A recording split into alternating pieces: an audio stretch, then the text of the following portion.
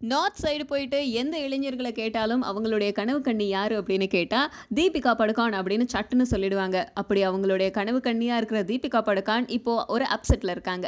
என்ன அப்படின்னு கேட்டா, அவங்கள ஏதோ தப்பா ஃபோட்டோ எடுத்து ஒரு நாளிதழ் வெளியிட்டிருக்காம். அந்த நாளிதழ் மேல பயங்கரமா கோபத்துல இருக்காங்க.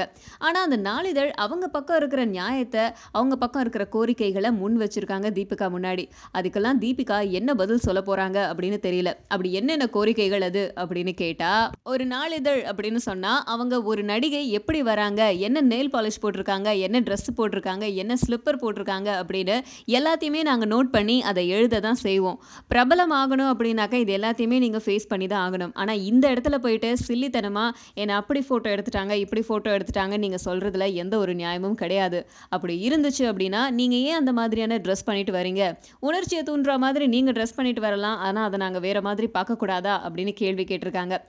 அது மட்டும் இல்லாம, நீங்க வீட்ல இருக்கும்போது அக்கம் பக்கத்தினர் பார்த்தா என்ன நினைப்பாங்க அப்படின்னு சொல்லிட்டு, நல்ல விதமா ட்ரெஸ் போடுறீங்க. ஆனா, இதுவே கேமரா முன்னாடி நீங்க அந்த மாதிரி ட்ரெஸ் போடுறீங்களா? இல்லையே! நீங்க சொல்றதெல்லாம் தப்பு அப்படின்னாக்கா, ஒரு படத்துல கூட ஒரு குத்துப்பாட்டு கூட இருக்கவே கூடாது அப்படின்னு ஏகப்பட்ட கொஸ்டின நம்ம தீபிகா முன்னாடி அடுக்கி வச்சிருக்காங்க. இதுக்கெல்லாம் தீபிகா என்ன பதில் சொல்றாங்க அப்படிங்கிறத பொறுத்திருந்து பார்ப்போம்.